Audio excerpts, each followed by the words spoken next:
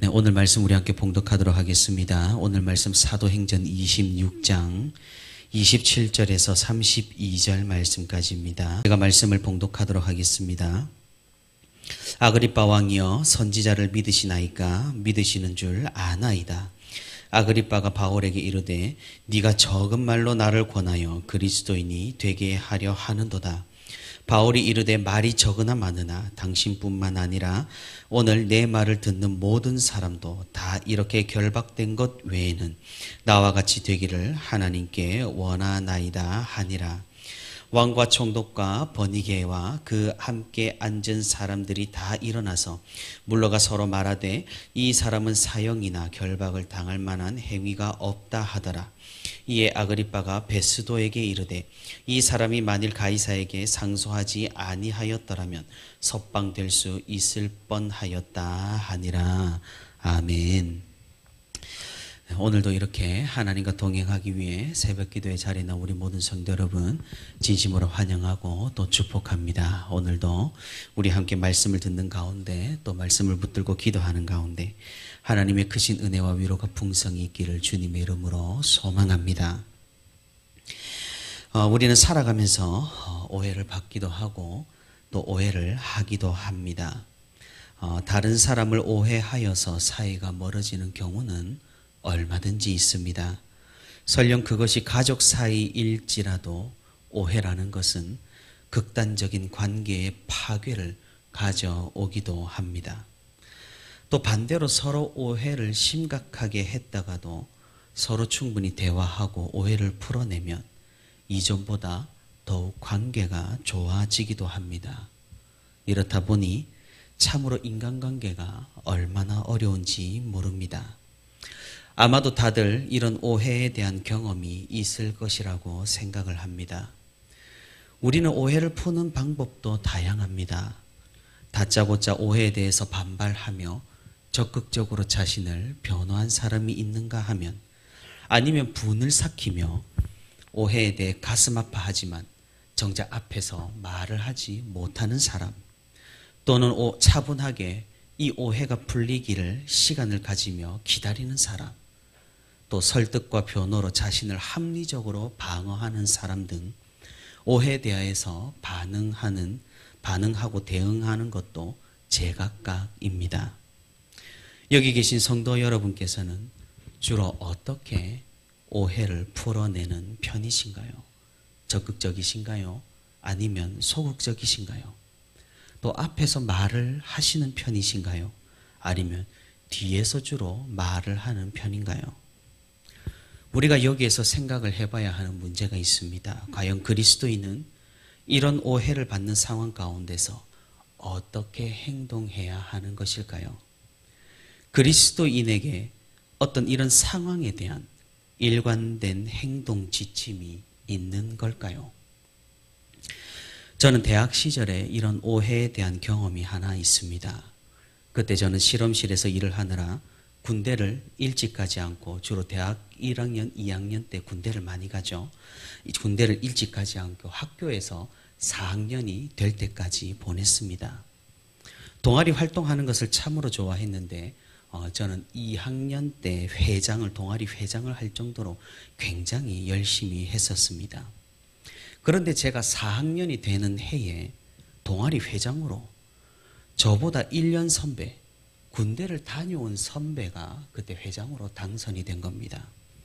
통상적으로는 주로 2학년이 동아리 회장이 되는 것이 관례였지만 그때는 특별 케이스로 그리 된 것입니다. 그러다 보니 동아리 일을 할 때 참으로 애매한 경우가 많았습니다. 학기 초에 MT를 준비해야 하는데 제가 아무리 4학년이라고 해도 선배가 회장이다 보니까 돕지 않을 수 없는 겁니다. 하지만 제가 실험실 일이 너무나 바빴기 때문에 저는 선배가 장을 보러 간다기에 제 자동차도 빌려주고 이제 선배에게 양해를 구했습니다. 그런데 시간이 지나서 MT 날에 그날 처음 보는 회장 선배의 동기가 와서 저를 나무라는 겁니다. 아무리 4학년이라고 해도 선배가 MT를 준비하는데 도와주지 않는 것은 너무한 것 아니냐고 말입니다. 저는 굉장히 억울했습니다. 왜냐하면 이미 충분히 회장형에게 사정을 이야기를 했었고 자동차도 빌려줬고 바쁜 와중에 이렇게 MT에도 참여를 했기 때문입니다. 하지만 저에게 나무라는 그 선배는 이제 갓 제대한 사람이었고 말이 통하지 않을 것 같은 겁니다. 그래서 그냥 죄송하다. 제가 생각이 짧았다. 다음부터는 회장형을 잘 도우면서 동아리 활동을 하겠다라며 사과를 했습니다. 그렇게 일이 일단락 지어졌고 시간이 흘렀습니다. 그러다 이 사실이 제가 이제 혼났다는 사실이 회장 선배에게 알려지게 되고 오해라는 것이 밝혀지게 되었던 거죠. 그래서 저를 나무랐던 그 선배는 저에게 일부러 이렇게 찾아와서 진심으로 사과를 했고 그렇게 그 선배랑 사이가 굉장히 좋아졌던 그런 경험이 있습니다. 어떻습니까? 오해를 받더라도 참고 넘기면은 사람들이 나중에 알아주어서 굉장히 좋은 결과로 이어지는 그런 상황입니다. 하지만 매번 이런 좋고 긍정적인 상황만 있는 것은 또 아니라는 것이죠. 저는 반대의 경우도 경험을 해봤습니다. 신학대학원에서 어떤 일로 오해를 산 일이 있었는데 저는 전도사님들이라 점잖게 괜찮아질 줄 기대를 했지만 전혀 그러지를 않았습니다. 오해는 오해를 낳았고 소문은 루머를 낳았습니다. 그래서 참으로 큰 곤욕을 당한 적이 있었습니다. 그때는 오히려 적극적으로 설득하고 집요하게 변호를 하지 않았음에 굉장히 후회를 참 많이 했었습니다. 어떻습니까? 오해를 받았지만 참고 기다리다가 도리어 큰 피해를 당하는 경우도 얼마든지 있다라는 말입니다. 누군가는 이야기합니다. 그리스도인은 예수님께서 십자가 앞에서 아무 말씀을 하지 않으신 것처럼 그리스도인들도 그리해야 한다. 사람들이 알아주지 않더라도 하나님께서는 알아주신다. 오해에 대한 피해를 감수하고 기도로 견뎌내야 한다고 말입니다. 옳은 말인가요? 또 어떤 사람은 이야기합니다. 사도 바울이 법정에서 한 것처럼 우리는 적극적으로 복음을 변호하고 진리를 수호해야 한다. 오해를 사는 일이 있거든 즉각적으로 대처하여서 교회에 대한 피해를 줄여야 한다. 이것이 옳은 말인가요? 참으로 판단하기 어려운 문제 같습니다. 그런데 최근 교회가 받는 오해들 그리고 피해들 세상에서 받는 교회의 평가를 생각을 해본다면 사실 후자의 자세가 시급해 보입니다. 왜냐하면 소문과 루머가 인터넷과 SNS를 통해서 비교할 수 없이 빨리 퍼지는 지금 시대에 오해는 걷잡을 수 없이 커지고 피해는 삽시간에 눈덩이처럼 불어나기 때문입니다. 나중에 교회가 오해라고 말하고 잘못된 정보라고 외쳐보아도 아무도 듣지 않습니다. 이를 이용해서 정치권에서는 먼저 거짓 정보를 흘리고 보는 그런 어처구니 없는 일들도 벌어지고 있는 지금 상황입니다. 그러니 우리는 잘 대처해야 합니다. 교회와 복음에 피해가 가지 않도록 우리의 순전함과 신앙이 잘못 이해되지 않도록 상황에 따라 시대에 따라 오해에 대한 대처를 지혜롭게 하는 것이 바로 옳은 자세일 것입니다. 변증법과 변증학이 그래서 탄생을 한 것이죠. 세상은 계속해서 기독교를 부정하고 교회를 거부합니다. 세상이 진리라고 합리적이고 이치에 맞다라고 주장을 합니다. 이에 맞서서 다른 사람들이 현혹되지 않도록 하나님의 계시를 보호하고 변호하는 것이 바로 변증학이고 변증이라는 것입니다. 오늘 본문의 사도 바울도 마찬가지였습니다. 사도 바울이 지금 상황에서 오해를 받아서 형벌을 받게 된다면 모든 계획이 틀어져 버리게 됩니다. 그가 유죄 판결을 받게 되면 바울을 통한 복음 전파는 이곳에서 그냥 끝나버립니다. 그리고 앞으로 교회와 성도에 대한 로마의 판결에는 부정적인 판례가 남게 되는 것이죠. 이는 교회에 대해서 엄청난 손실이었고 손해였고 큰 피해일 겁니다. 그러니 사도 바울은 아주 적극적으로 자신을 변호하고 기독교 신앙을 변증하며 자신의 상태를 좌지우지할 수 있는 사람들을 즉각적으로 설득을 했던 것입니다. 사실 이 설득은 너무나 날카로웠고 송곳과 같이 상대방의 양심을 찔렀습니다. 바울의 질문, 아그리빠 왕이여 선지자를 믿으시나이까? 믿으시는 줄 아나이다. 이 질문은 서슬퍼런 질문입니다. 왜냐하면 아그리빠 왕이 어떤 대답을 하든 간에 곤란한 상황이 되어버리기 때문이죠. 믿지 않는다라고 말하면 유대 지역을 다스리는 왕으로서의 권위는 땅 아래로 추락을 해버립니다. 믿는다고 말한다면 바울과 기독교회를 인정을 해야 하고 예수님을 메시아로 인정해야 할 그런 상황입니다. 그런데 아그리빠 왕도 보통 수가 아니었습니다. 그가 왜 왕의 자리에 지금까지 앉아 있는지를 보여줍니다. 오늘 본문 28절입니다. 네가 적은 말로 나를 권하여 그리스도인이 되게 하려 하는도다. 이런 바울의 의도를 알아차리고 쉽게 대답하지 않고 오히려 바울에게 누가 판단자이고 재판관인지 상기를 시켜주며 자신은 그리 쉽게 바울의 술수에 넘어가지 않음을 단도직입적으로 반격하고 있는 겁니다. 아그리빠 왕의 대답을 우리는 좀 더 정확하게 번역을 해볼 필요가 있습니다. 지금 본문의 번역은 네가 나를 감히 설득하려고 하는도다라는 그런 의미입니다. 조금 더 정확하게 번역을 해본다면 네가 그렇게 나를 간단히 설득하여 그리스도인으로 만들 수 있다고 생각하는가라는 뜻입니다. 아그리빠 왕은 바울에게 이때까지 이런 방법을 통해서 많은 사람들을 전도했겠지만 나에게는 그런 방법이 통하지 않는다라고 말하고 있는 겁니다. 아그리빠 왕의 완악함이 여기에서도 드러나는 것이죠.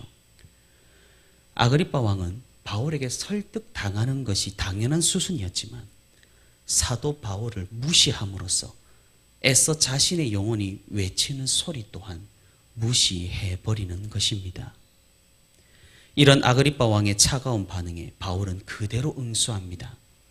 말이 적으나 많으나 당신뿐만 아니라 오늘 내 말을 듣는 모든 사람도 다 이렇게 결박된 것 외에는 나와 같이 되기를 하나님께 원하나이다. 이전까지 바울은 굉장히 날카롭고 논쟁적인 태도를 보였다면 지금은 굉장히 자비로운 복음 전도자의 태도를 보여줍니다.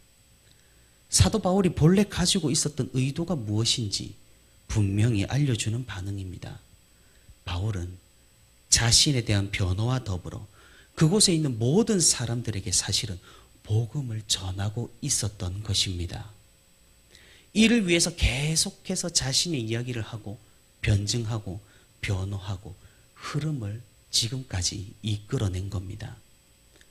하지만 아그리빠 왕은 보통 얘기가 아니었습니다.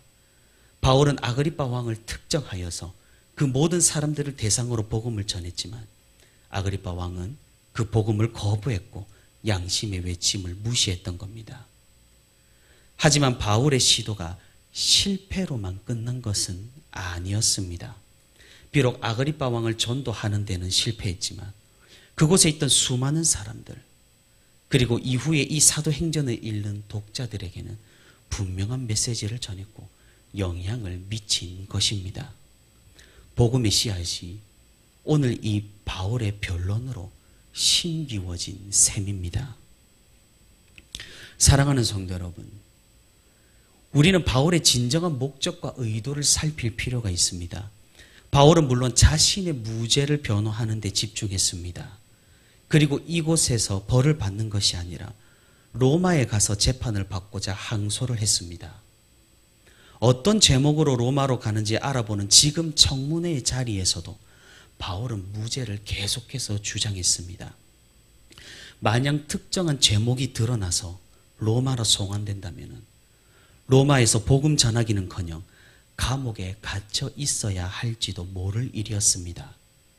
다행히도 별다른 죄가 없었기 때문에 로마에 가서도 감옥이 아니라 가택연금을 통하여서 복음을 나눌 수가 있게 된 것입니다. 무엇입니까? 바울의 목적과 의도가 무엇입니까? 자신의 무죄함과 억울함을 풀기 위해서 이런 말들을 했던 것이 아니라는 겁니다.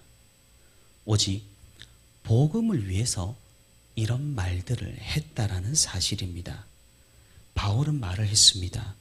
오늘 내 말을 듣는 모든 사람도 나와 같이 되기를 하나님께 원하나이다. 이 바울의 선포는 우리의 마음을 울립니다.